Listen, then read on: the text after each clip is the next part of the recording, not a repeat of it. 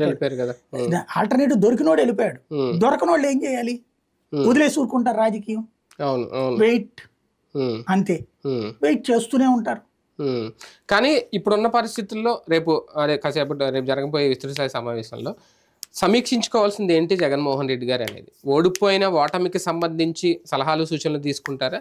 రేపొద్దున భవిష్యత్తుకు, నాయకుల భవిష్యత్తుకు ఎలాంటి భరోసా కల్పించాలి? నన్ను అడిగితే క్లోజ్ డోర్ మీటింగే పెట్టుకుని వాళ్ళని మాట్లాడినివ్వండి. ఇప్పుడు దాకా అలా చేసే తప్పు చేశారేమో.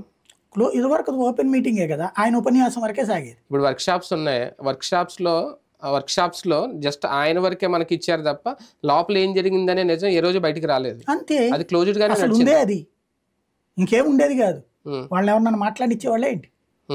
లేదు కదా ఆ రోజుల్లో. చంద్రబాబు అదే రూట్లో ఇదివరకు ఫాలో అయ్యేవాడు, ఇప్పటికే అదే ఫాలో అవుతారు. ప్రాంతీయ పార్టీలు అంటే అదే కాన్సెప్ట్. ఏమన్నా విన్నారా? ఎందుకు ఓడామని ఏ నాయకుడు అన్న చెప్పడం విన్నారా? 2019 తర్వాత ఏ నాయకుడితో అన్న రివ్యూ చేసింది అన్నారా? ఏం లేదు, భరోసా ఇవ్వడం.